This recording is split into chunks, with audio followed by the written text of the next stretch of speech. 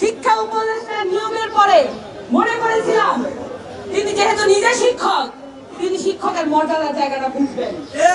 অবাক হয়ে লক্ষ্য করলাম মাইলস্টোন ট্র্যাজেডির পরে তার নপুংসকতা এবং তার ব্যাপারে সব পর্যায় থেকে অভিযোগ, উনি কাউকে সময় দিতে চান না। ইন্টারিম গভর্নমেন্টের মতো যে অন্তর্বর্তীকালীন সরকার যেটা গণঅভ্যুত্থানের পরে প্রতিষ্ঠিত হয়েছে, সেই ধরনের সরকারের অল টাইম অ্যাভেলেবল থাকতে হবে পাবলিকের কাছে।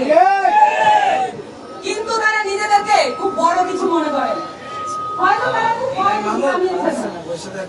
এই জন্য তারা আমাদের এই প্রান্তিক শিক্ষকদেরকে মূল্যায়ন করতে কোনোভাবেই রাজি করেন না এবং এমপিওভুক্ত শিক্ষকদেরকে জাতীয়করণ করার বিষয়েও তাদের সাথে কথা বলা তো দূরের কথা, আমরা বাড়ি ভাড়া আর তাদের মেডিকেল যে ফি সেইটা বাড়ানোর ক্ষেত্রেও আমরা দেখি তাদের সাথে যোগাযোগ করা যাচ্ছে না এবং সেই দাবি জানাতে